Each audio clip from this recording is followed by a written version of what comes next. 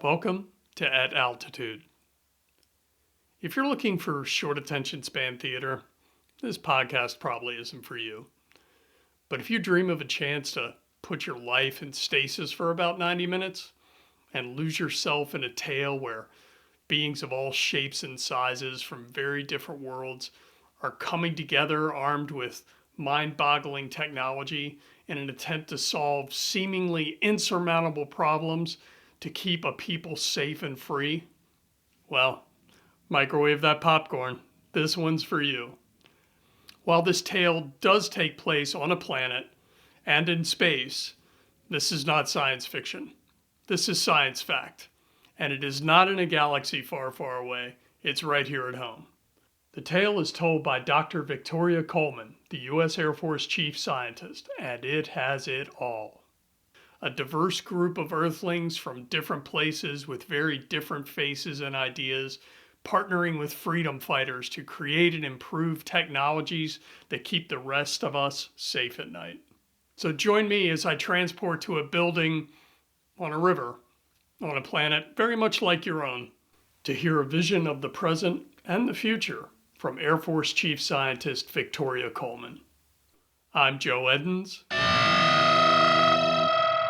and you are at altitude.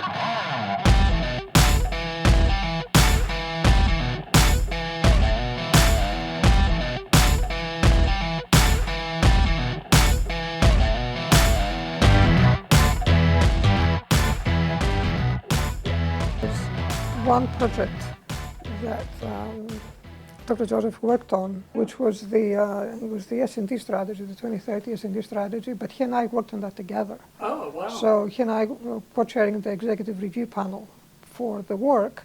In fact, this is how I ended up coming here. Oh, okay. We got to know each other over that, so there was a continuation of that for sure. But there weren't many other projects. After I came here, I guess, I don't know, I'm hyperactive or something. We have a number of projects now. See, I come from a different background where, you plan out the work and all these things. Right. And I felt that the office, it's not the office, it's the position. The position is the most senior technical position in the Department of the Air Force. And, your job is to give advice on so many different things. And how can you do it as a single person? I mean, you can be very smart. And I can guarantee you every single person before me, all 36 of them, were smarter than me. I mean, I've no doubt about that. But you can't know everything. I mean, the range of technologies that we work on here, it's so broad that how can you give advice on all these things by yourself? So, right earlier on, I figured out that we need to get some more people into the office. This office it's the smallest two-letter in the whole department. You know what the two-letter is, right? So the closer you get to the top, the fewer letters you have. Oh, okay. So a two-letter is better than a three-letter. Gotcha. So this is the smallest two-letter. I report directly to the chief. There are 3 billets in this office: myself, the EA, and the colonel, my MA. That's it. Can't get a lot done. So we started this process actually building on what my predecessor had done, of bringing in more special assistants, and now we have a whole gaggle of them, which means that we can do more things because each person brings expertise in a different domain. So now we can have multiple projects. Now, if you ask me what happens after I leave, it's like, I don't know, it depends what the new person we want to do. Right. But for now, we are running a number of projects, and we have plans that we work to, very faithfully our work, because things don't go well if you don't plan. So, we use the same kind of planning discipline inside the office for our various projects. So what were the special areas of expertise that you were interested in bringing in? Well, so sometimes, beggars can't be choosers, right? So the kinds of things that I wanted was help on microelectronics, help on AI, ML, and not that I didn't know these things. I do know these things, but you can't be everywhere. So, my goal was to, get my gaps, but then also get the priority areas from the department and put them together and see what that intersection looks like. So we have somebody, for example, that understands hypersonics really well. We're doing a bunch of work in nuclear S&T. So that's something that, again, I mean, I knew very little about it, and I still know very little about it. But, luckily I know people that know more than I do. So we're trying to bring in all this kind of talent to support these areas that are both gaps for me, but also, areas of priority for the department. So just history-wise, just kind of, actually, I want to ask you something else right off the Sure. top. I was going to save this to the end, but we have a little bit of time. You were talking about the difference between being in an environment like DARPA and coming here. I just rewatched the documentary about Hedy Lamarr. Okay. Have you seen this? I have not. Yeah. Are you familiar with her background? She was an actress. So was she a spy? No, No? was not a spy. She came from Austria. Okay. Right before the war, came to the United States. But she was never a formally trained engineer, Okay. but had always been a person who had liked taking things apart, putting them back Take care of together, her. and had that kind of mentality to be able to see connections that other people missed. I think it's something that's kind of indicative of the stovepiping sometimes in research, where people working on two different things don't have knowledge of what they're doing and how they interconnect. And she realized that the Brits were having such trouble with the U-boats because their torpedoes directionally were not accurate. And she devised a way of using radio signals to control the torpedo. Okay. And immediately the person she was working with said, yeah, but once they find that frequency, they can block it. And it turned out that this guy was a player piano repairman. Okay. And they devised the first frequency hopping using player piano paper. Right. Right. And when you launched the torpedo, as soon as the motor spun up on the torpedo, both would activate. There would be one on the ship and one on the torpedo, and they would run the same tape, which would switch the radio frequencies back and forth. And the Navy, she offered it to the Navy, and the Navy said, why don't you go, because she was a movie star, said, why don't you go sell war bonds? That's how you could be. And it got locked away for the longest time. And now, of course, frequency hopping is the Obvious. backbone of Right. everything.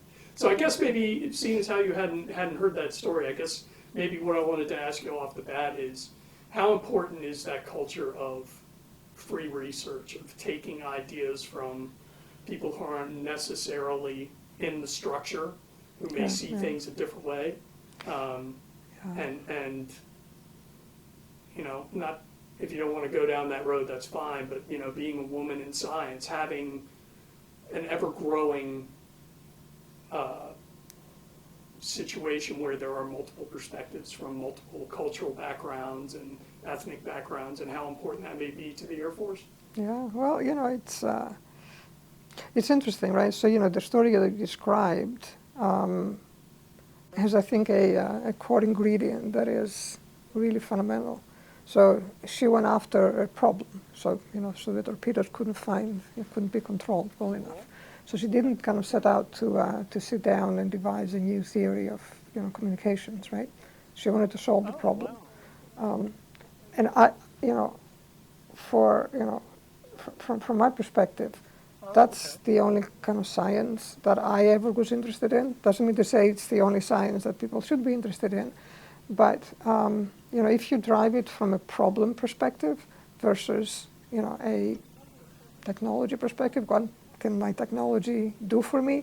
I think eventually what you end up doing is breaking those silos that you just talked about. And it's kind of interesting because, in many ways you need both, right? So, silos exist because it takes a very long time to A, develop competency, and B, be able to kind of solve problems that are really, really hard, that are in many ways, separated from the problem they're going to try and solve eventually. And unless you have those silos, you never create enough body of knowledge to apply. So that's all fine and dandy.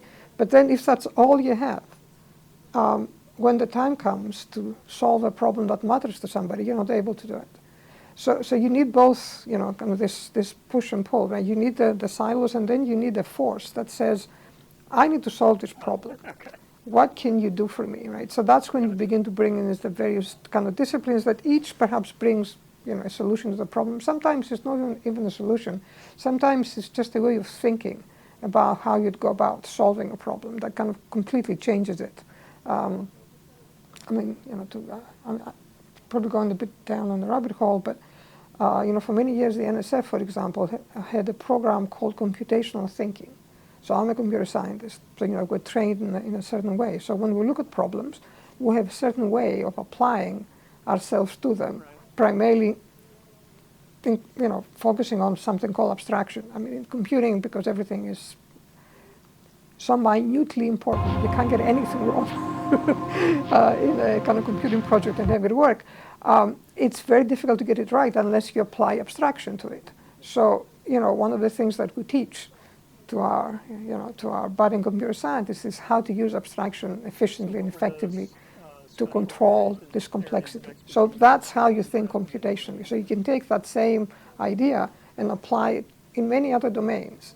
So it's not just bringing in specific kind of technology results or scientific results. It's also a way of thinking that brings these teams together. Then they go off and solve a problem. Now, you talked about, the multi-aspect, multidisciplinary, multi-perspective, inclusive. I'm not a social scientist, but, I have heard quoted and I have read many, scholarly articles that describe in excruciating detail how much more effective diverse teams are. Diverse both in terms of discipline, ethnic backgrounds, race, gender. You just do a much better job if you have all these perspectives together. And I got to tell you, it's one of these really wicked problems. How do you, create and maintain and operate a team that is diverse enough to give you this additional kind of IQ points, if you like? Here in the Department of the Air Force, we have, it's not just around the Air Force, I think in STEM overall, we have a fairly diverse body in terms of gender as you get started in your career, and as people become more and more senior, you see that the ranks of women, for example, are thinning out, and it's the same with underrepresented groups. If you look at the early kind of stages, you will find people of color in much greater numbers than you would find them later on. The same with the Hispanic population. And that's a real problem for us. So, solving it is, of course, far from simple. And, we could spend hours talking about this, and maybe next time you and I talk about things, we'll focus in on this. But suffice it to say that, the way we look at it is both pipeline, like you need to have the people to hire in the first place, and for that you need to have people be interested in part of the STEM community and be interested in being part of the DoD community and the Air Force community. That's step one. So you need to make sure that that's there. Then you need to bring them in a way that is systematic and cognizant of the disparities in what they bring and where they're from. And then you need to have, once they're in, then you need to make sure that they are given the opportunity to contribute and succeed. That again will not look the same for everyone, right? There are lots of very fine motor movements to get that to work. In the Air Force, we know that, again, we have challenges. One of the things that I'm personally very proud of is, there is, and there has been in this administration, a real focus on diversity. And sometimes I know this can be controversial, but I tell you that from our perspective, it's been truly a godsend, because it allowed us, those of us that, are deeply familiar with this challenge, to actually make progress. So I guess maybe seeing as how you And there's have nothing like read having a that story, victory I once guess in a while maybe where I'm going with to, that to keep is the morale high. how important is that culture of We were able, for example, to create the first ever UARC in the Department of the Air Force, the first ever university-affiliated research center for us. There are, I want to say, 14 of them altogether. They support the DoD, as you know, broadly. The Department of the Air Force had never had one before. In fact, there were lots of opposition to it. But we put a cross-department team together. Everybody came together. We figured out what problem we're trying to solve. Then we crafted an instrument that would get after it. It happened to be a YORC, which will be led by an HBCU, the consortium, hopefully, and it will be focused on tactical autonomy, which is one of the biggest challenges that we have. So, once we kind of formulated this concept and we really understood, we had done our homework around the analysis, why we had to do it and so on, it was real easy to get it through. I mean, I went to the secretary with a group of people, we pitched it, and I was so nervous. I mean, I could have, yeah. And he said, what took you so long? I thought, yes, once in a while, you have a home run. So my philosophy is that, in order to affect global outcomes, you start with local ones. So, for us, and this is a big victory in the bigger picture of things, probably a small thing, but to get big things, you need to start with small things. So we started down this path about STEM, yeah, engaging young people. Yeah. And how, for instance, the STEM outreach office at AFRL, how important is that engagement? And you also mentioned that it's really further down the line that you start to see. What are the reasons for that? Is it simply losing out to commercial jobs out in the private sector, or is it something else? I think that again, it's a very complex picture, right? I don't think there's a single answer for a question like that. There definitely is competition with the commercial sector in many of the areas that we work in. I mentioned AI, ML.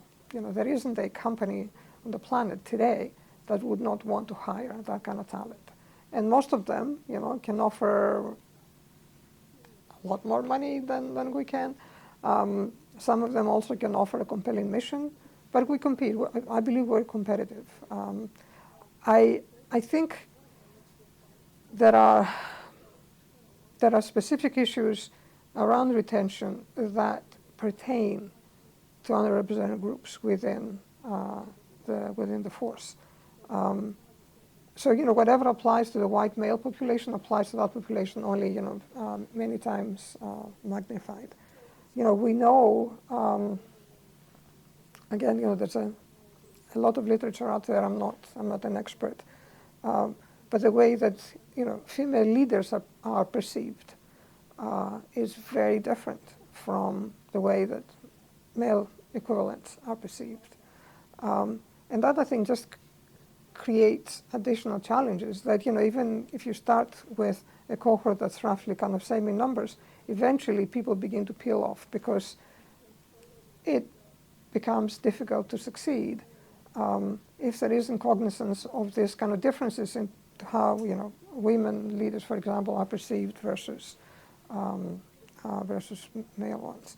There have been a whole number of studies that show, if you do, for example, if you look at business plans, I come from the Valley, Silicon Valley, VC land, everything's about the pitch. If you present pitches to investors that have names on them, you get a very different set of outcomes than if you present them without names on them. I mean, and it's statistically complete and utterly valid. So, women and minorities will get many fewer investors than people perceive to be white males just on the basis of names. So there's a famous investor in the Valley, Heidi Rosen, that has written extensively about this. There is bias, and that bias is real and it's felt, and it has consequences. I think for us the challenge is, we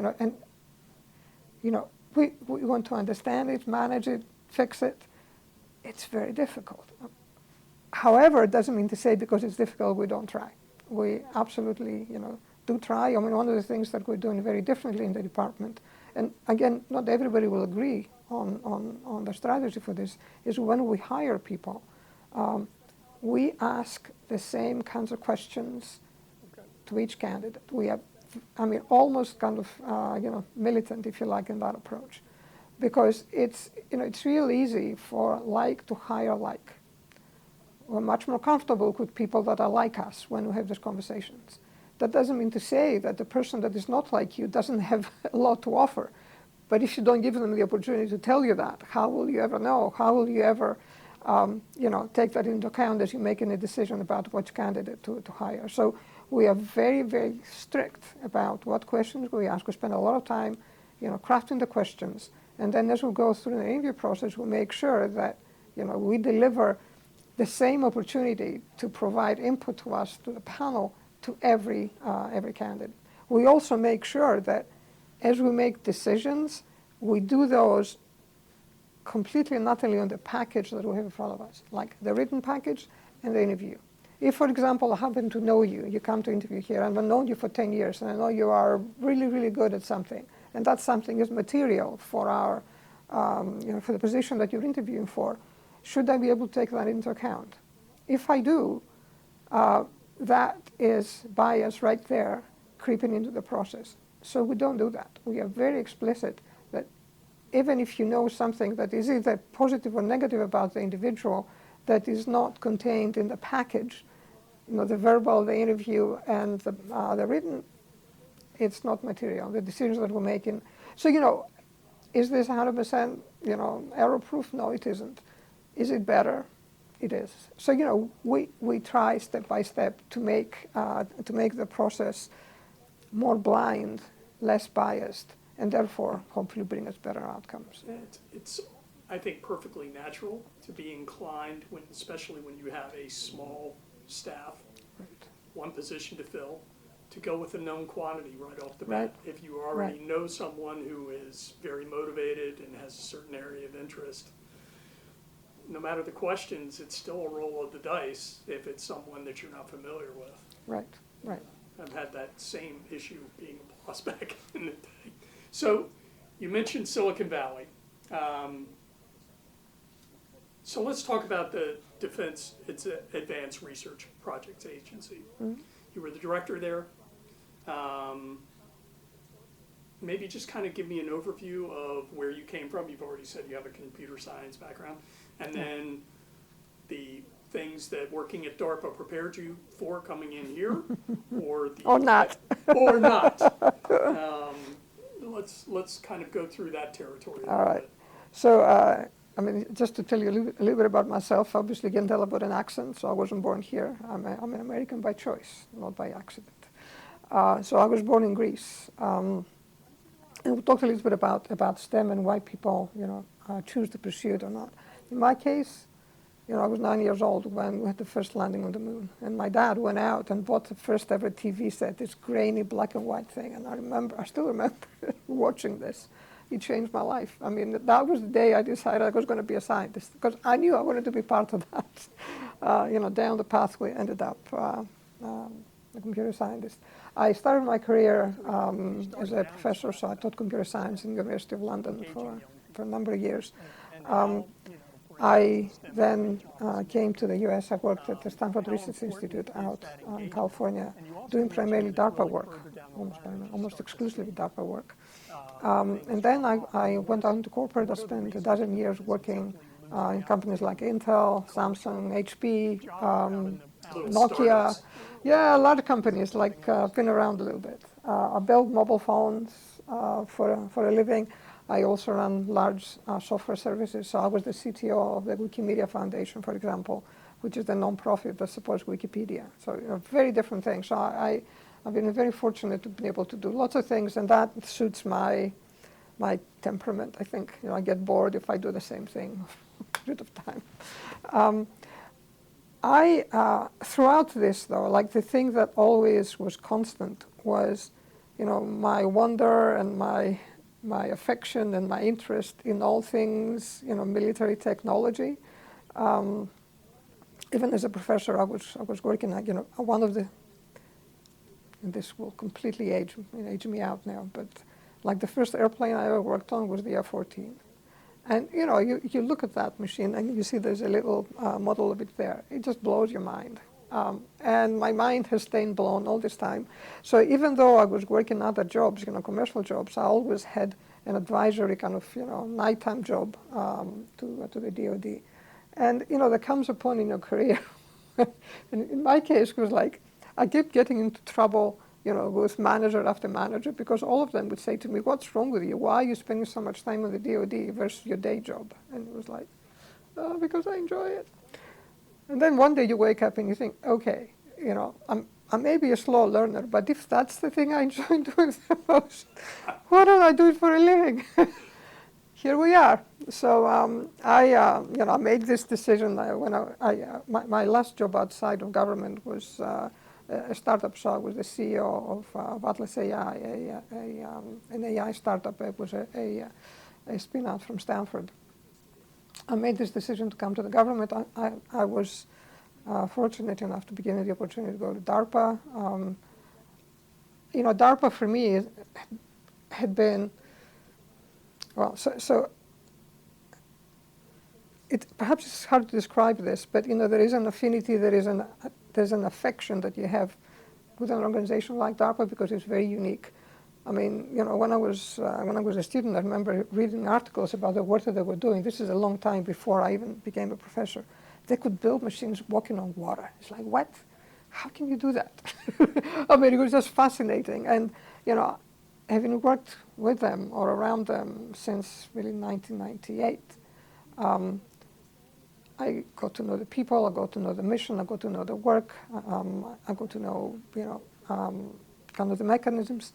I just felt such a great affinity for the organization. So, having the opportunity to go and work there, it was probably the best day of my life. So, you show up there and then it's like, okay, let's just make sure I don't break anything for a start, which is entirely possible.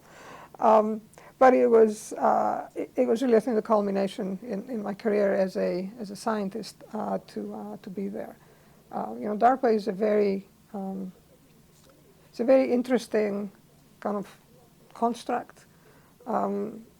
It's extremely effective in what it does. People have tried to replicate it, as you probably know, many, many times, and have not virtually always, have always failed to replicate the DARPA magic. So I think kind of internalizing that and, supporting it, enjoying it, magnifying it was what I was trying to do at DARPA. One of the things, for example, that I did there, one of the things that you have to do as a director is approve programs and hire people.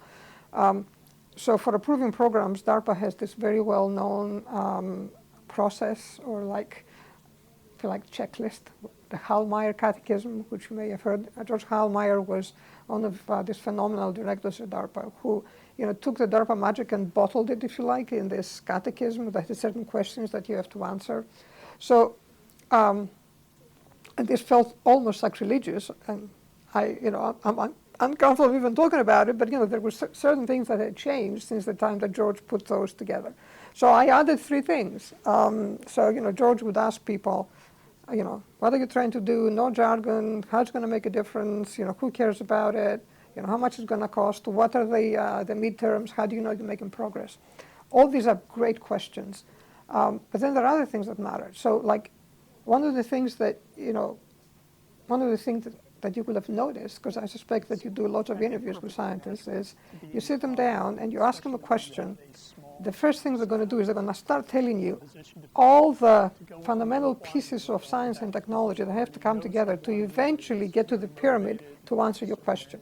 First, we have to educate our audience, and then we answer the question, which, by the way, is the complete opposite, you're in the media, of how you need to communicate. In fact, you go this way, right? So people have this tendency to use a lot of jargon to tell you what it is that they're doing, and most of the time they fail to tell you what they're doing. So it was like, I want an elevator pitch. And this is something that we learned in the Valley. You know, if you have like a minute with me, what are you going to tell me about this thing if I know nothing about it? Why should I care? So every pitch had to have an elevator pitch that, you know, really gets people to explain the essence of what it is that they do. And by the way, elevator pitches are damn hard to get right.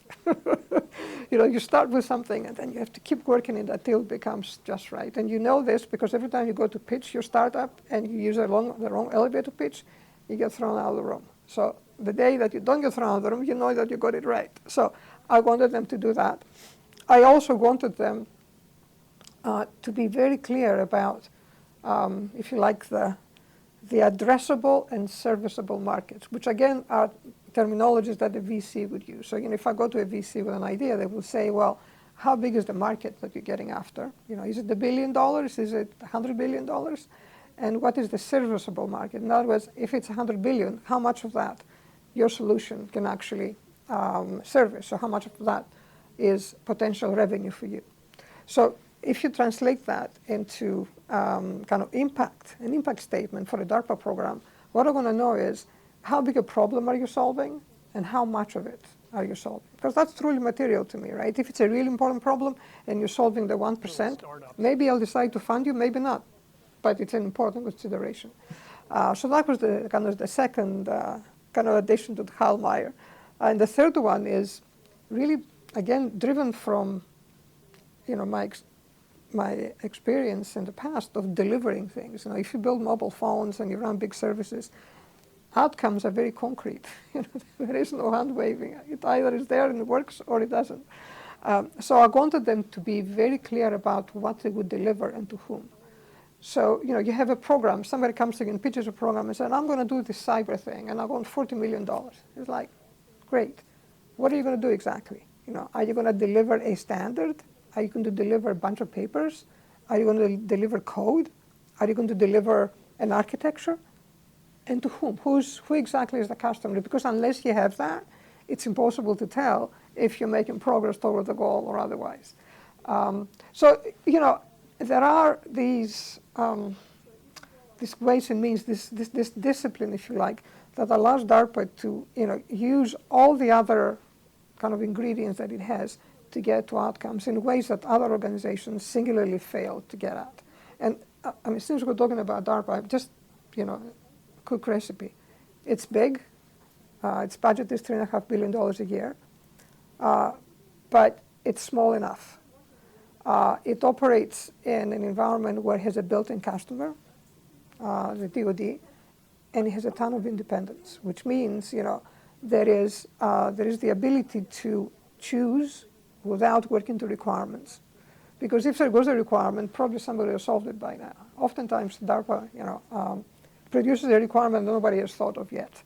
And, you know, the other thing is they don't have, you know, they don't have personnel, they don't have labs. I mean, DARPA is $3.5 billion, and maybe there are 250 people working there. All the work is done outside in labs, which means that there is no organizational inertia to keep going after something long after you know it will not succeed. And, you know, all of us fall into that trap. You know, once you are in charge of a project or you're working a project, even if it doesn't succeed, you know, as a scientist, you think, if only I have another year, if only I have another $1 million, if only I have this, and you continue going. It's kind of an understandable kind of human condition. At DARPA, there is no inertia like that because, you know, nothing is inside; it's all outside. So it's a lot easier to stop things, and we do. I mean, sometimes even a year into a program, if you don't see, you know, if you don't see enough kind of coincidence with the goals that you want, at the stated goals, you know, things get stopped. So what I talk about the importance and the shift within the Air Force towards actually back to the future, back to the way things were done in World War II, but failing fast, rapid prototyping, you know, agile acquisitions, those kind of things. How important is that to integrate, especially in a world where technological acceleration. Things that used to take a decade to come about are now coming about sometimes in days. Yeah. Well, you put your finger on it. I think that is a singular challenge. It takes us a very long time to conceive, build, deploy technology, and it's killing us. I mean, it has really, I think, become the kind of the narrow piece of the hourglass. I, in my experience, failing fast is absolutely essential. I mean, you look at testing. Let's talk about hypersonics for a moment. We do tests. Maybe we'll do a test every 6 months. And a hypersonics test, a real flight test, is such a complicated process. We try to experiment with so many variables that success is almost precluded. And then you're only able to test once every 6 months. It's crazy. And so what you're saying here is the advantage in being able to test more often is that you can hyper-focus on one specific area? You hyper-focus on one specific area and you keep it small. You keep it small and, because if you fail, you know what it is that you failed at. It was that small thing that you were about to test. And then you go back and you fix that. And then you fix the next thing and the next thing and the next thing. What this requires, of course, is what Elon Musk calls multiple rendezvous with reality. So you need to have those because no matter how many tests you do, in a chamber someplace, it's taking that solution, sticking it on a B-52, taking it up there and releasing it and seeing what happens. Unless you're able to do that time after time after time, we will never make enough progress. We're not able, I think, to get there because, we try to solve too much of the problem at the same time. And, it's interesting. It permeates acquisition.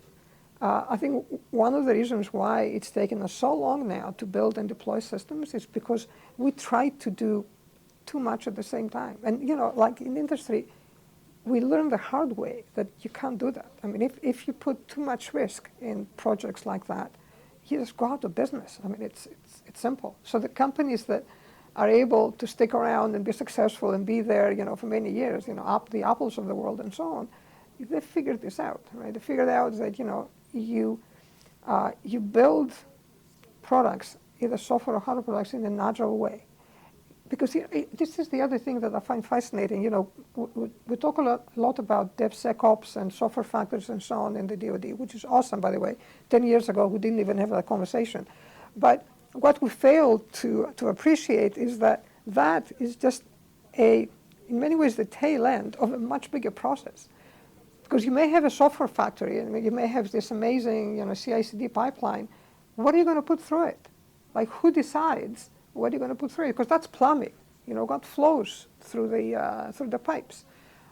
There is a broader kind of discipline, which is all about, kind of lean startup, if you like. It's understanding what is the minimum viable product, for example, that I can field, so that I can begin to A, solve a problem, but B, learn about the technology, so that then I can begin to build on the basis of that incrementally, week in, week out, make an improvement in the product. How important is it getting feedback from the end user? Exactly. So, a product manager in the world outside has a critical job to do. One is defining this MVP, this minimum viable product.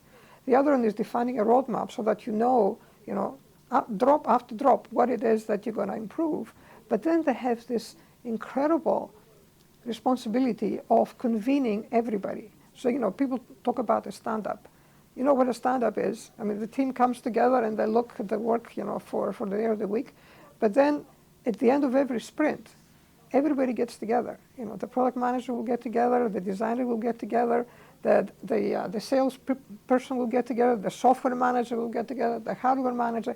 They're all in the same room, and they say, this is what I did. What did you do? I did this. And it's amazing how much you learn from having all the stakeholders in the same room. I've been in meetings in my own products where I would have one team say, well, we built this, and I would have the other team say, no, you didn't. And there and then, inside of that kind of exchange, they got to figure out that, oh my God, like what you really meant when you designed this was this versus that, which is what I went and built. Now, if you do that like week after week, you solve it within a week. You don't solve it, 6 months or a year, and in many cases, years later when the thing gets deployed and the operator says, what, I didn't ask for this, what I really want is that. So it's really fundamental that we change our way of building these things, but then, we also have to change the way we acquire these things. We talk about, again, agile software development, which we can do. But can we buy software in agile increments? How do you make sure that as capability is being developed, you incrementally bring it in and you deliver it, you give it to folks, and you pivot if it's not the right thing to do. Our contracting vehicles, our acquisition process, has not been designed to be agile. But again, by design, it's not that my colleagues in acquisition, want to be slow. They don't. They're going to be as fast as any other person. But the whole process within which they work has been designed for a different era than the one we live in. It's interesting because when they go out to lunch and pick up their phone, While you're That's right.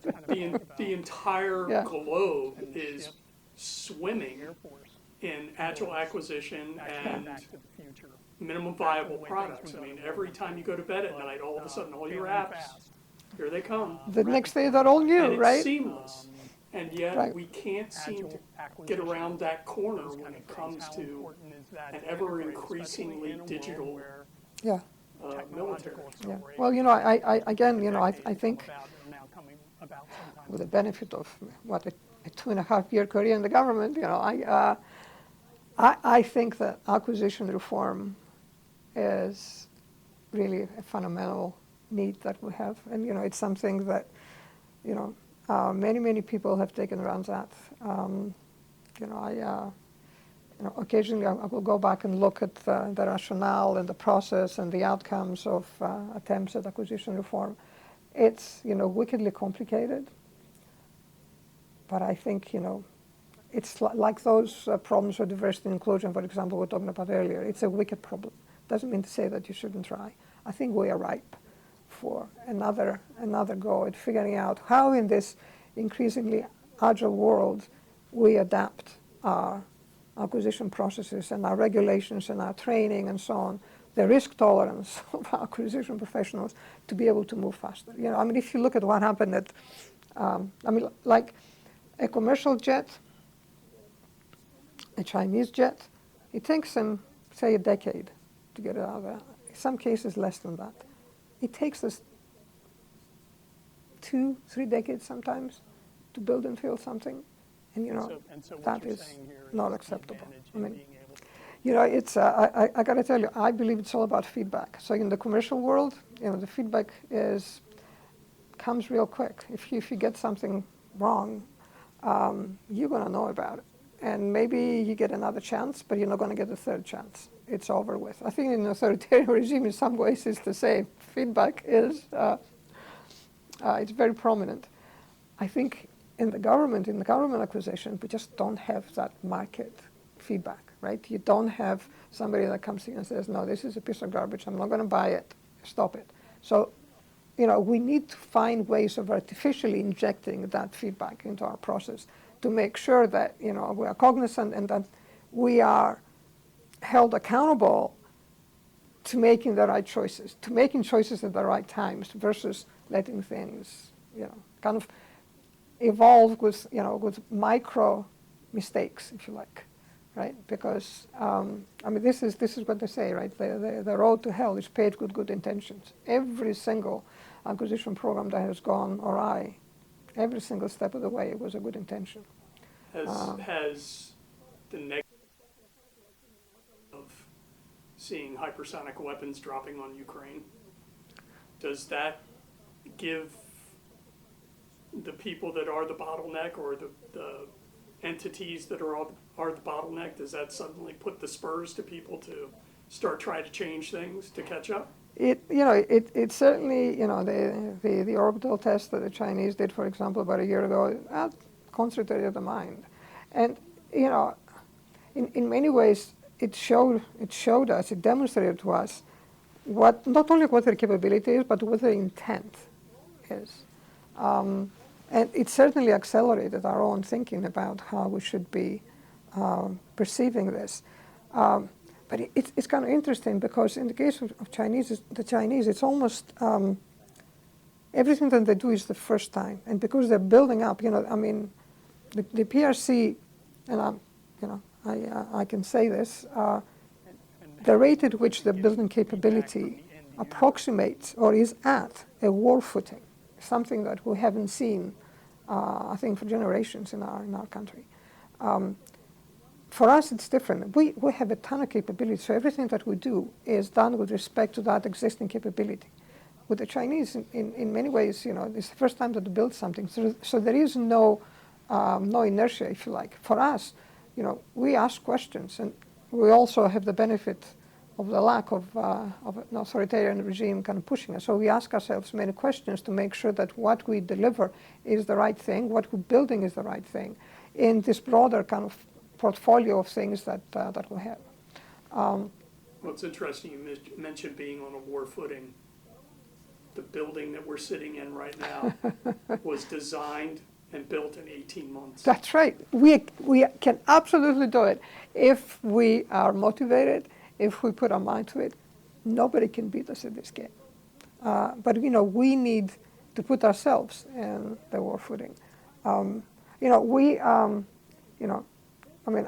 government, the DoD, we are committed to manage the competition with the PRC. The last thing we want is for it to glide into conflict. But nobody wants that. At the same time, we know, we see their aspirations, and we need to be prepared for that. And it's not, of course, just the Chinese. The United States is a presence across the globe. We represent core values that are very unique. So we need to be ready for a number of things. So we don't just kind of build capability with respect to the PRC. But it's really fundamental that we move faster, because we're going to be able to solve problems across the world faster than anybody else. And it's really kind of challenging if we've seen the enemy and it's us, right? If we get in our own way of delivering those capabilities. Hypersonics, I think, is again a great example. Testing once every 6 months is not going to get us there. I'm going to be able to test every week, and we can leverage in many ways strengths that the opposition doesn't have, or the competition doesn't have. So. What we have in this country is an incredible kind of innovative base that sits outside the DIB, the Defense Industrial Base. We need to work with commercial partners in order to accelerate what it is that we do. So, there's at least one company that I know of, and there are many others, that does commercial hypersonic flights.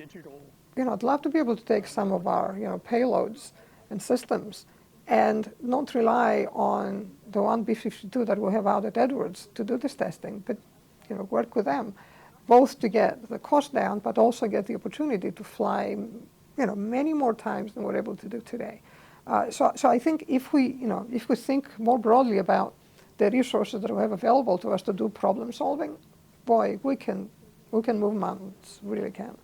So I'm going to go down this tangent because it seems the apropos time to do it. Speaking about China, yeah, and speaking about resources more in kind of a physical, literal sense, is that one of the advantages that they have, that war footing drives foreign policy and economic policy to where they are cozying up to countries where rare earth minerals are? I guess what I'm talking about is supply chain issues as far as valuable minerals and resources to make components for this digital military? Yeah, yeah. So you ask a really good question. So let me just start off by, correcting myself, and perhaps kind of kind of level set a little bit. We talk a lot about China, And how much of that but like we in the government, in the department, we shouldn't be talking about China. We should be talking about the PRC. These are very two different, two very different concepts. We as a nation, value our friendship and respect. Chinese culture, prosperity, contribution, history. Everything that we say and do in the department is with reference to the PRC, not China. So, and when you say PRC, People's Republic of, correct. We're talking about the government, correct? So we should always be careful to make a distinction between the government and the people. Very different constructs. So let's talk about kind of the PRC for a moment. They have certainly emerged as a, fearsome competitor to us. Why is it that that is the case? They have strengths and they have weaknesses, and so do we. I think we need to understand their strategic strengths, because then that tells us what we need to get after, and also we need to understand their strategic weaknesses for respective reasons. So, if you look at the competition, for example, over Taiwan, they have a strategic advantage that they will be fighting from home if they choose to fight. We are very far away. That's a strategic advantage that they have. In the old, during the Cold War, we had a very well articulated and executed vision to bankrupt the Soviets, and we did. The Chinese, the PRC, has very deep pockets. It's going to be real hard for us to bankrupt them. So that's another strategic advantage. In fact, sometimes I liken this to the Siamese twins, that share kind of blood vessels and so on.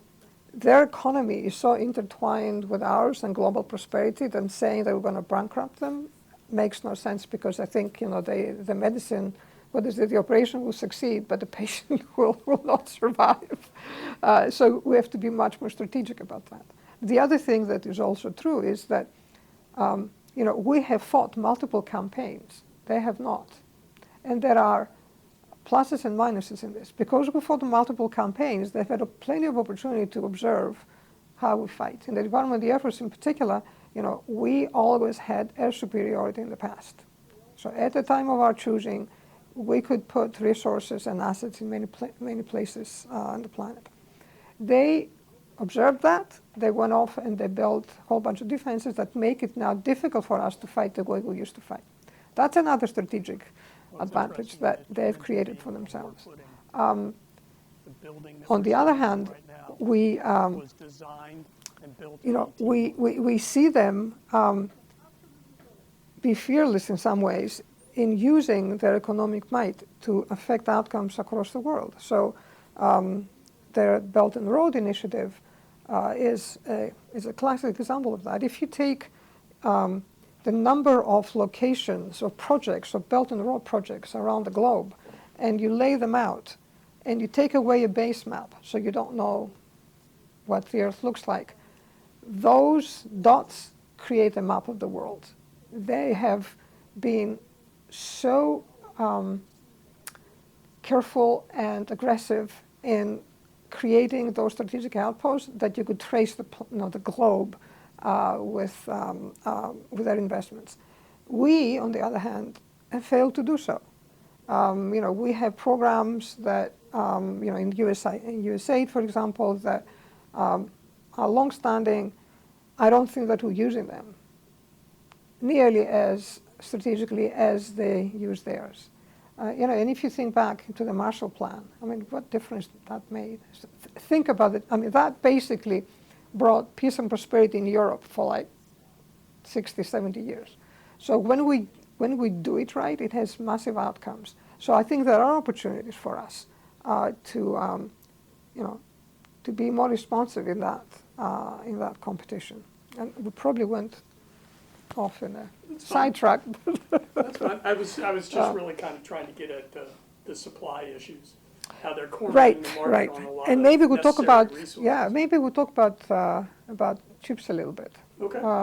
Because if you talk Yeah, that's near and dear to my heart. I'm still waiting for my new refrigerator. But go ahead. the new microprocessor for your fridge, yeah.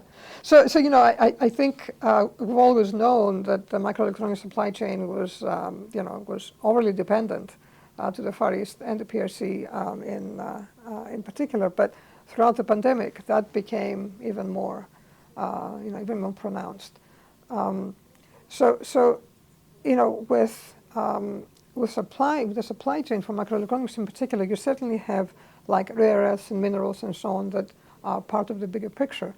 But that's just like the start. I mean, the supply chain is so complex that honestly, like even having visibility into that supply chain is a challenge. And we talked about AI, ML. I wish somebody would go off and do some of that to help us figure out what the complexity actually looks like. But we do know that we have, over the last 20, 30 years, we've let major portions of that supply chain leave the continental United States, right?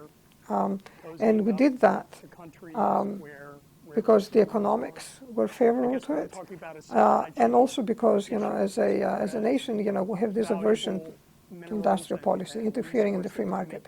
Well, it turns out other people don't have such concerns. So, with massive kind of subsidies and so on, that a lot of that industry, a lot of those links in that supply chain went overseas. So now we're in a situation where this old notion of we'll keep the high value parts of the value chain here at home and we'll let the others go overseas. That's coming back to bite us big time because it's impossible to maintain the front end, the high value, the design part, here at home, if the expertise for building these things is all overseas. Andy Grove, I used to work at Intel, and Andy Grove was, I think when it comes to the semiconductor industry, was the most brilliant business strategist that has ever walked this planet. He was very clear that you walk in a really,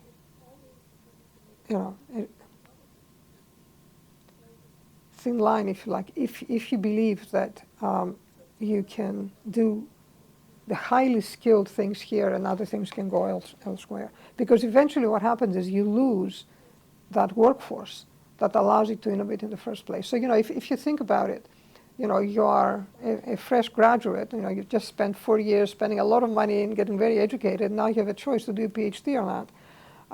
Would you go to MIT and pay even more money to do a PhD in microelectronics if you know there aren't any jobs here at home? You wouldn't. You would pick something that is very popular and yet highly compensated for, and it's here at home. So, when you look at the statistics of, the graduate students that, we educate here in this country, very significant majority go off to China and other places because that's where the jobs are. So eventually what happens is, this warning that Andy Grove, had for us, it's beginning to come true. So if you look today, if you look at the leading edge production of semiconductors across the globe, the United States owns here at home 12% of that production. And what really led to the wake-up call that led to the CHIPS legislation is that if we were to do nothing 10 years down the line, our global share of manufacturing would shrink further to 9%. 9%. Do you know, if you look at the sum total of the semiconductor supply that we and our allies buy, do you know what that percentage is? You'll be really surprised. It's over 70%. And only 9% of that will be manufactured here at home. Now they have a hold on us, right? So this is why, chips was in many ways an obvious piece of legislation. At the same time, it was a really incredibly difficult piece of legislation to get right, because A, we have this aversion towards industrial policy and interfering with free markets, and B, because, for the most part, we don't seem to be able to agree about anything, and, within the NCR. The fact that everybody came together and passed the CHIPS legislation, and recently, of course, the appropriators also decided to fund it, I think it's a major miracle, actually. And it would allow us, I think, for the first time to begin to rebuild the capacity here at home to be able to, push comes to shove, to have a supply chain that's here domestic. Not all of it, but enough of it, so that, we can satisfy our own demand, and maybe working with allies, we can, I don't know if chips will get us to 15%. Nobody knows that, by the way, and that's something that we need to work on. But, it's either 12% or more than that. It's still not going to be 75%. But if we work with friends and allies, we know that the Europeans, for example, are making similar investments in their semiconductor supply chain. By being very strategic, we can come together and I think overall reduce our dependence to this critical technology. For us, in the DoDs, especially in the Department of the Air Force, we depend on technology advantage to win. If you're in the Army, you can march. If you're in the Navy, you can row. In the Air Force, you cannot fly. Everything we do, right, depends on technology, and that technology depends on microelectronics. So for us, having a trusted, assured supply of components that we need for our systems, both for our legacy systems and the future ones, is really integral to our success. Okay, so let's those priorities of your office. Okay. Maybe a couple that I didn't prepare you for, but seeing as how you're a computer scientist, I certainly want to ask you. You're going to ask me a hard question now, okay. I want to ask you the questions in your wheelhouse, but let's go to the big one. Really kind of trying to get at the Pardon me. supply issue, how they're That cornering the market we on just a lot of discussed. necessary Yeah. resources. And I'd appreciate it if you described it as you would to grandma over dinner, I'm still waiting for so that the refrigerator, but go ahead. average person listening to this could understand it. Microelectronics. Give me your elevator pitch on why they're important. But again, it kind of feels like hypersonic, how the term hypersonics was a couple of years ago. It was a buzzword, but nobody really knew what it was or what it would do or the advantages it would give us. So microelectronics, even nanoelectronics research, what are those kind of capabilities that would be deliverable to the Air Force and the advantages that would give us?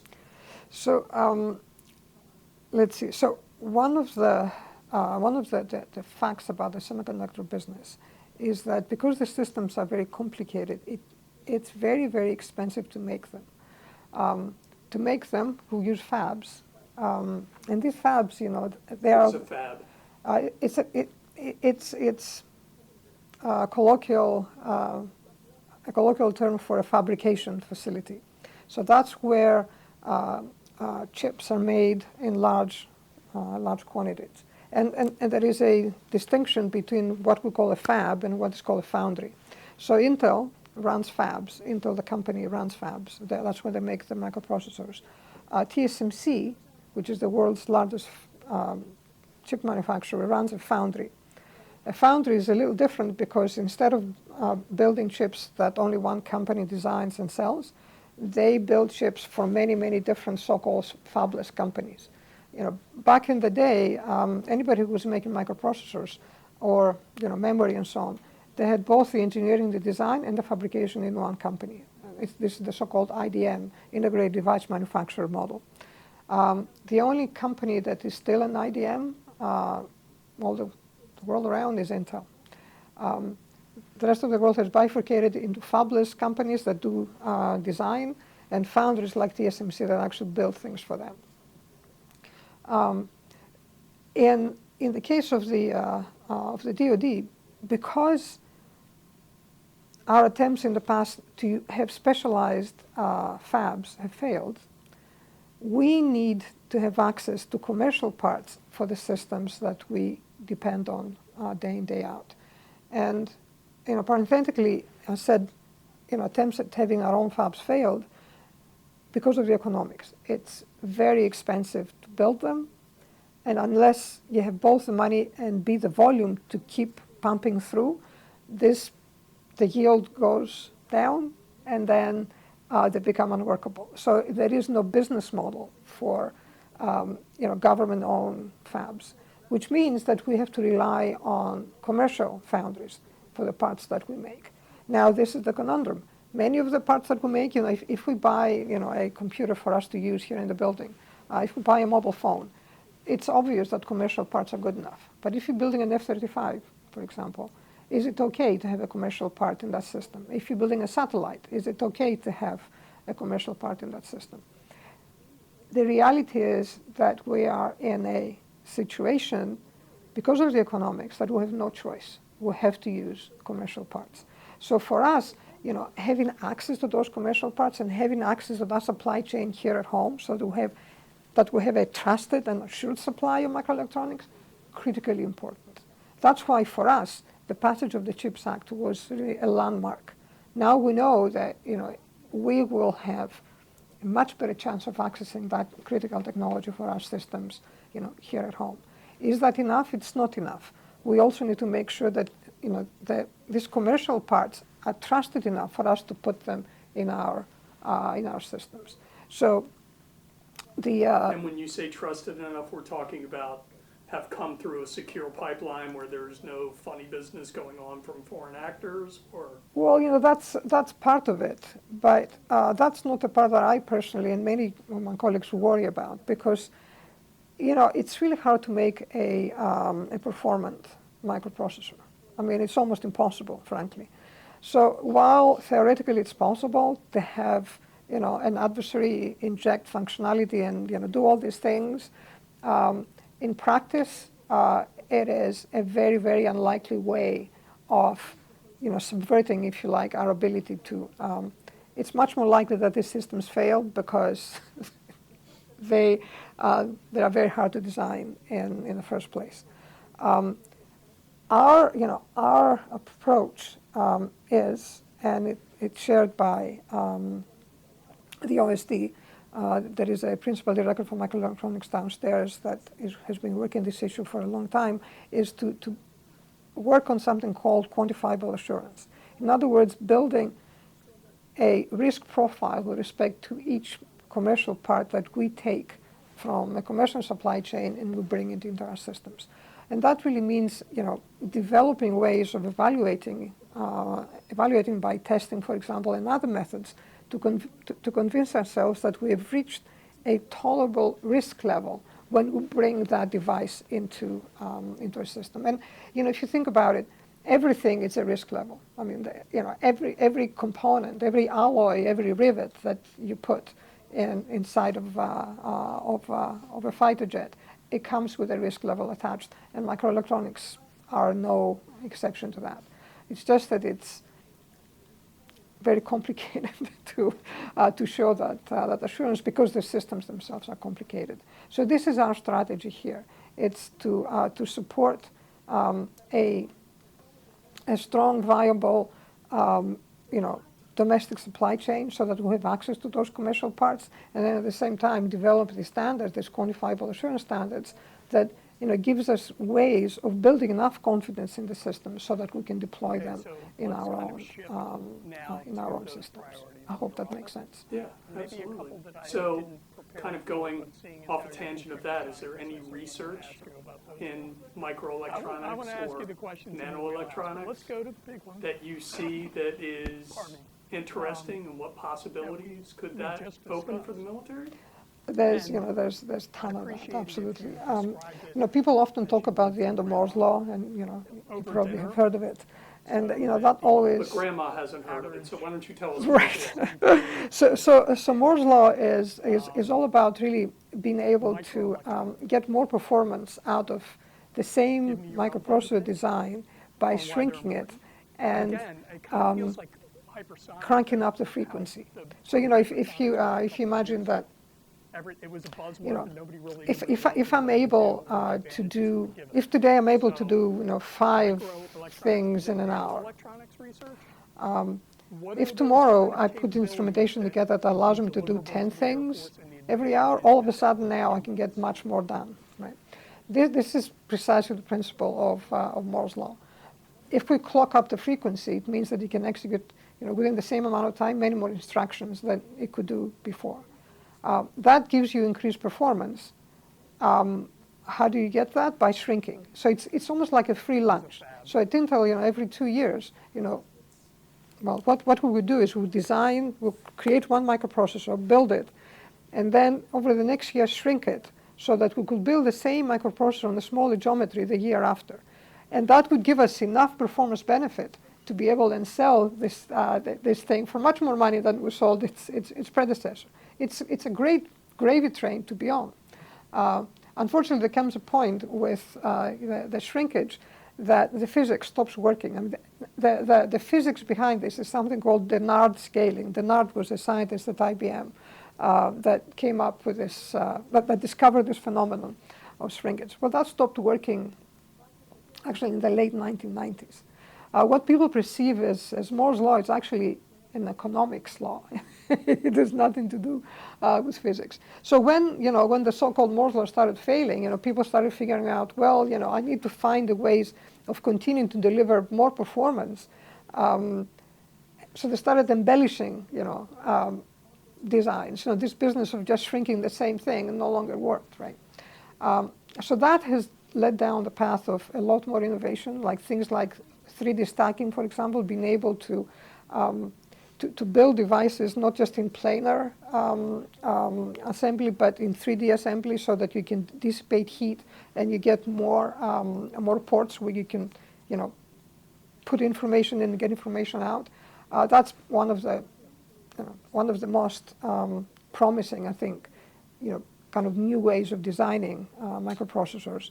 Others are things like neuromorphic architectures, where you move away from the traditional model of designing microprocessors, which is you have the processing unit and you have memory and you have acceleration and you have I/O, to actually beginning to emulate how neurons work, and in some cases the results that we get are phenomenal. I mean, classical microprocessors. I'll give you a very concrete example. Here, in the Air Force, we like to be able to match assets, weapons that we have with targets that we need to get after. So you would want to make sure that you always put the most appropriate weapon send the most appropriate weapon to the most appropriate target. There are many, many combinations of doing this. If, for example, I have 10 by 10, if I have 10 assets and 10 targets, there are 25 billion combinations. Finding the right one, a human being cannot do. A computer maybe could do it. Classical computers can do 20 by 20. They max out at 20 by 20. A neuromorphic architecture can do 20 by 20 in about 2 milliseconds. So the capability that you get from the ability to build neuromorphic architectures versus the traditional ones completely changes the game. And there are, advances like that happen all over the place. So these are architectural, if you like, advances, but then there are also material advantages, advances. So using photonics, for example, for switching, it turns out that if you switch light, you generate a lot less heat than if you switch, voltages. Quantum computing is another area where a lot of work has been done, is being done, and where we're seeing some applications already, like quantum navigation, for example, becoming really fundamental again for our business, because quantum navigation means that I can navigate without the benefit of GPS, which would be an incredible capability to have. But you go even further than that. One of the areas that I have been interested in for a very long time as what I call molecular computation, where you can actually take DNA structures and use DNA as a compute medium. And another time maybe we'll have a longer conversation. Why is it that DNA is a particularly good substrate for computing? We are honestly the only constraint that we have is putting enough money into the various research groups that can pursue these things, and also, and that's something that I care deeply about, is our ability to prove out those innovations. So we talked about chips, and I want to put a plug in for one particular component of chips, actually the only component that we will be executing here in the DoD, which is the microelectronics commons. This is something that I've been working on for some time, certainly ways before I went to DARPA. One of the things that has happened to us in this desire to let the market forces rule is that in order for us to prove out an innovation in microelectronics at the system level, we have to go overseas. We can't do it here at home. So I talked just now about neuromorphic architectures. The NSF, through one of their expedition programs, We're talking about the National Science Foundation. The National Science Foundation has spent well over $100 million that I'm aware of in one specific project at Stanford University on neuromorphic architectures. Great work, phenomenally, smart, brilliant people. In the lab, in the university lab, maybe you can build Off a tangent of that, is there 3, 10, maybe 100 instances of a new device like that. nanoelectronics? In order for me to show the computational advantage that I just talked about, pairing targets to assets, I need to build millions of them. Unless I'm able to do that, I'm never going to win an argument. I'm going to go to a VC or an investor and say, please give me, $20 billion to go and build a new fab to make this new thing. Why would they give me this money? I need to show to them that actually the computational benefit that I claim is achievable with this new structure has been proven. Where do I go for that? Today, where we go for that? We go to IMEC in Belgium if we have a lot of money. IMEC is a facility that the Belgian government sponsors. Or we go to the PRC. We go to Tsinghua because they have those facilities that the Chinese government has paid for. We worry a lot about our IP, and it's been exfiltrated. We have a ton of restrictions, and we know it still leaks. In the case of really advanced research, like neuromorphic architectures, we take that IP on a plate and we present it to the PRC. What does this mean? It means that we're not only dependent on them for manufacturing our stuff, we're dependent on them to let us prove out our innovations here at home. Think about that for a moment. I mean, what is it that Andy Grove said? Eventually you lose your ability to innovate. That's exactly what he was talking about. So there is one piece, and it's a small piece. It's a $2 billion appropriation in the CHIPS Act to build out what we call the microelectronics commons, which is a facility. It's actually a network of facilities here at home to allow our researchers and small companies and large companies to keep that proving out requirement here at home without having to go overseas. And so really just fundamental. to clarify here, really, the importance of microelectronics, it's in everything. Is that Yes. what we're talking about? I think that's about right. When Mike Griffin, the previous USDRNE, came in, he had seven priorities. He had electronic warfare, he had hypersonics, he had, Lord knows, I can't remember all of them. Every single one of them depended on microelectronics. There is nothing we do today, and we will do in the future, that does not depend on microelectronics, not only in the DoD, but, life in general. I mean, There you go. Your elevator pitch, complete. There you go. I hope you cut me a check. Absolutely. If I had it, I would. And so we touched on this in terms of computing architecture, specifically talking about quantum computing and things that are a little further afield. Right. Can we talk about that and your other area of expertise that you brought up, artificial intelligence. In very real terms, as far as JADC2 and ABMS, the Air Force is, well, everywhere, Yeah. is really good at collecting data. The bottleneck comes in collating it, disseminating it, and making it quickly actionable.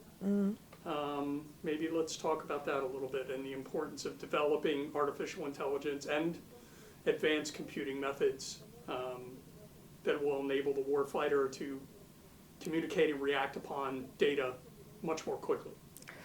So you touched upon one of the key priorities that we have in the department. So, we haven't talked about those, but, I'm sure that the audience is aware of the operational imperatives that Secretary Kendall, initiated when he came here, and one of them is indeed battle management.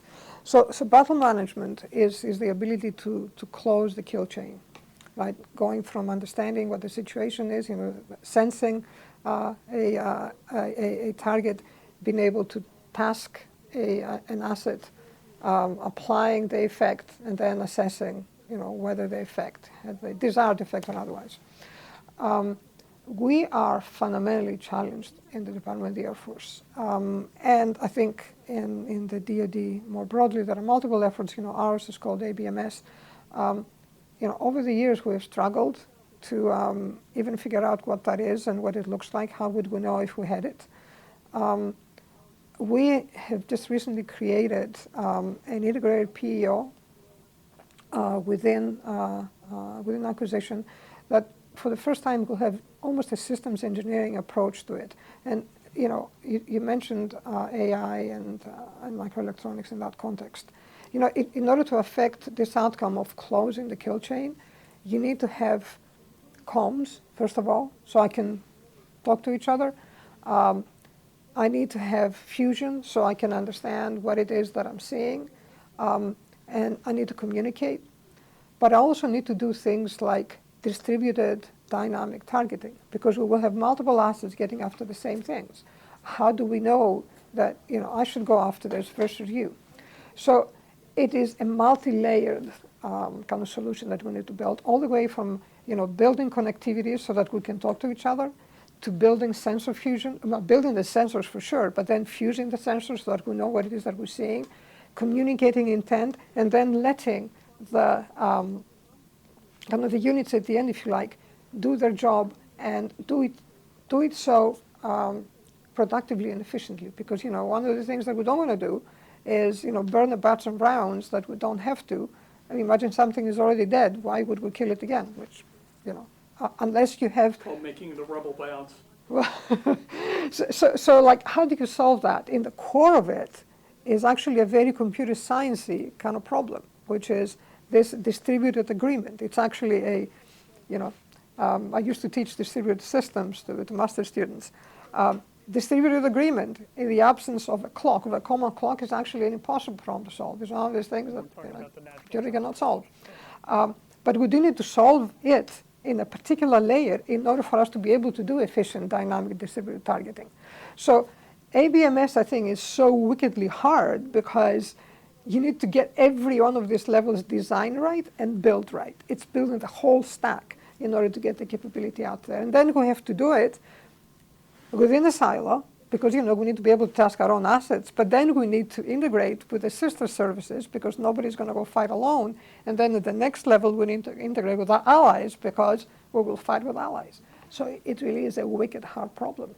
But I feel like we have made enough runs at it, and this is what you have to do. DARPA knows this really well.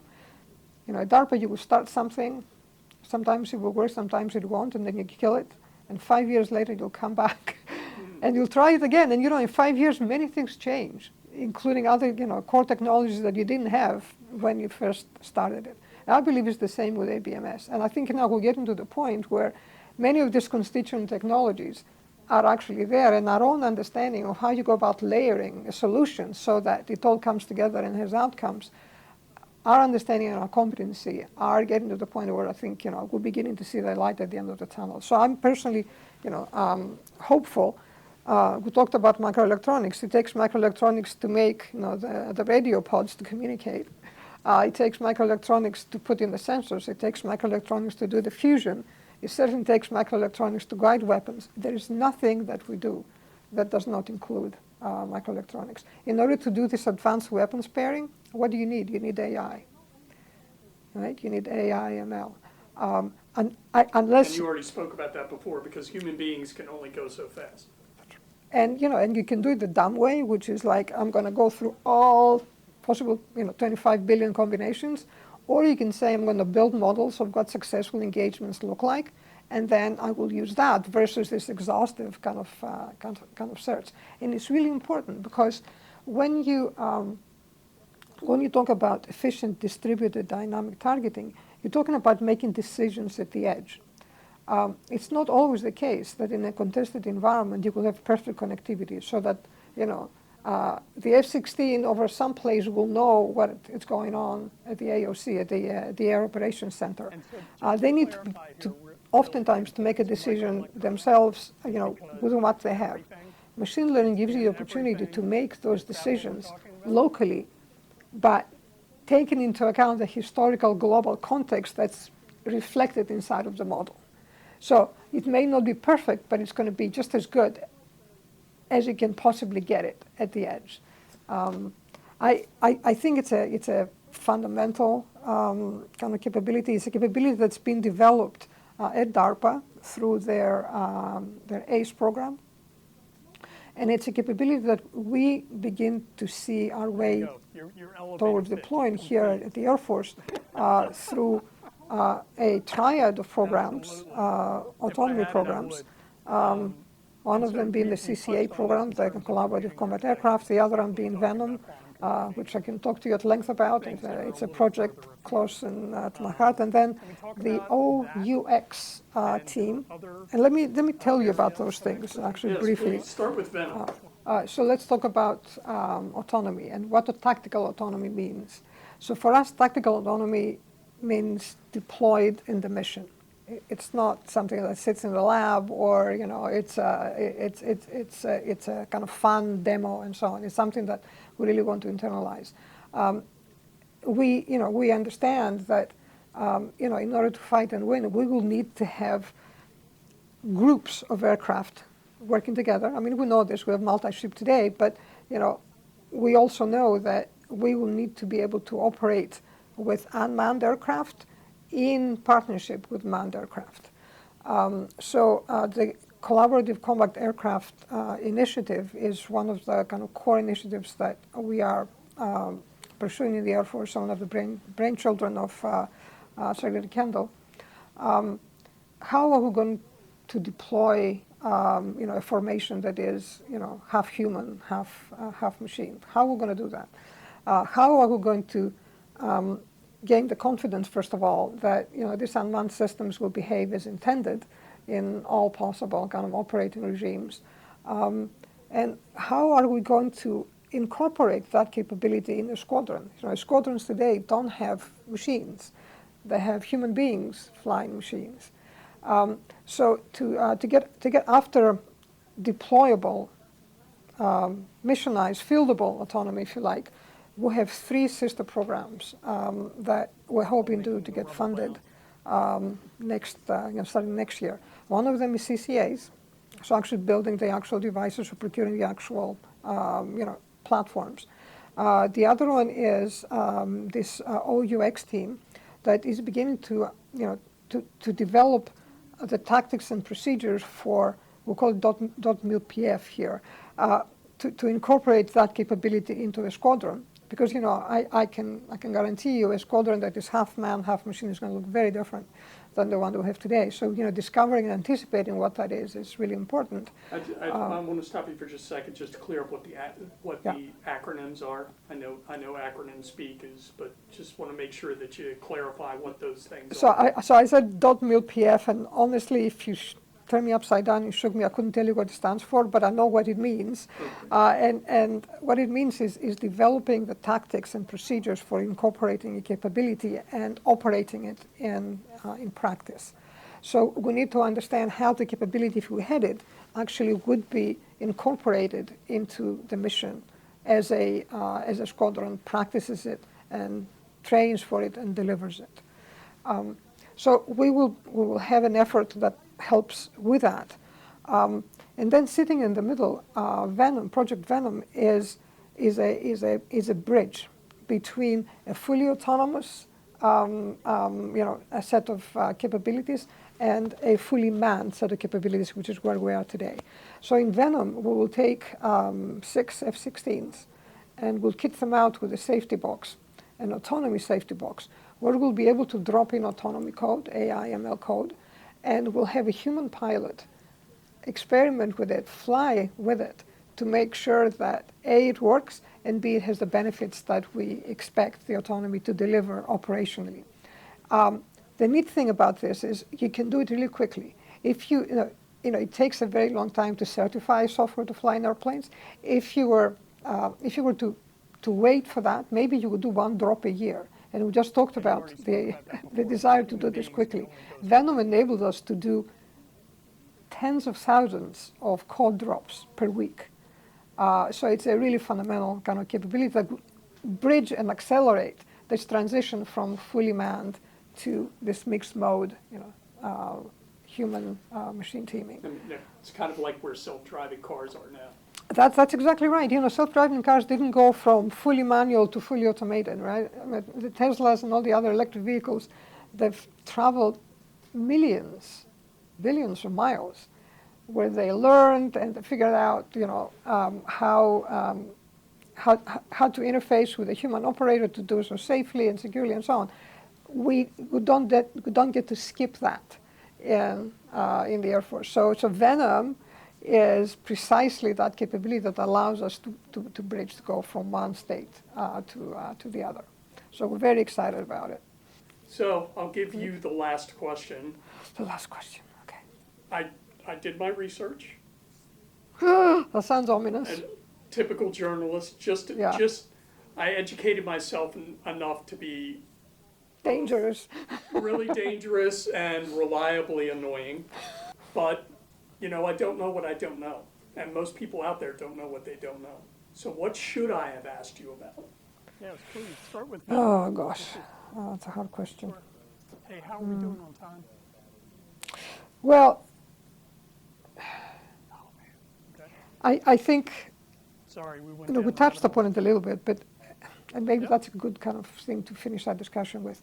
I sit here as the most senior technologist in the Department of the Air Force, and I look at myself and think, really me? But anyways, that's This the is good, job. though. It gives me a chance to go So through I the represent questions that we sent. a Do you feel like we're getting where many you wanna go? thousands of incredible, incredibly talented people in the S&T We talked community. about rapid prototyping. I worry a lot about Right, them university working affiliated research on centers. real problems Talked about versus STEM. imaginary problems. Talked about HBCU. Why do I say that? It's really, really easy to sit in the lab, separated kind of and disjointed tangentially from as the we went along, warfighter talked about and work on tactical really interesting autonomy. problems that, contribute But, to your silo. Yeah, so But, let's we are talk not a about those university. things, and Venom, we talked about While the we CHIPS do Act. and support long-term research, We we talked do it about because at the end of the day, technological acceleration and the we're going to need solve for a agile real-world planning. problem that affects the outcome of a mission, that frankly affects the life of a fighter pilot, a crew member. Let's go where I, you want to go next. I want to make sure that while I'm here, and hopefully after I leave, there will be much better connectedness between the S&T enterprise and the warfighting enterprise, because that's what we're here for. We're not here to write papers, we're not here to do experiments. We're here to support our warfighter. For me, it's a key priority to bring together those scientists and engineers, to bring them out to the edge, make sure that they understand the real day-to-day hardship and mission that a pilot has to go through in order to fulfill their mission. And this is really the last thing I'm going to say to you, but last week I had the opportunity to bring out the chief scientist group. There are about 75 chief scientists in the whole Department of the Air Force. We get together a couple times a year. We always have a focus area. This last week, our focus area was the Space Force mission, so we were out in Colorado Springs. In Colorado Springs, there's a grave at the academy, USEFA, the Air Force Academy. Maurice Moose Fontenot, an F-15C pilot, a graduate from our weapons school with 2,300 hours of flying the F-15C, who went down over West Virginia in 2014 at 0.83 Mach. He went into the ground at 680 miles per hour. This is a pilot that knew what he was doing. I mean, you know, when I say that our pilots are X-Men, you know, you gotta trust me, they're X-Men. His jet let him down. I want them to work on that problem. I took him to the grave. They saw the grave, and I told them, this is what we need to work on. You know, nothing else we do matters. You know, you save a life as an S&T professional, you've done your job, you earn your keep. So, you know, I think this is my, I guess, my exhortation to all of my peers in the S&T world. I know acronym speak is, Get close to the warfighter, understand not only their mission, but the context, the environment in which they have to pursue it, and solve their problems. I mean,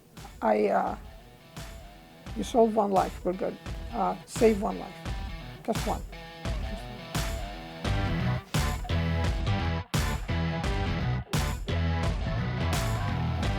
And that does it for this episode of At Altitude. My thanks to Air Force Chief Scientist Victoria Coleman and all in the Science and Technology Enterprise in supporting the warfighters who keep us free. The At Altitude podcast is a production of Airman Magazine, headquartered at Defense Media Activity in Fort Meade, Maryland. You can find all of our content at airmanmagazine.af.mil, or you can look for us on YouTube, Facebook, Instagram, and Flickr. Thanks for listening. Until next time.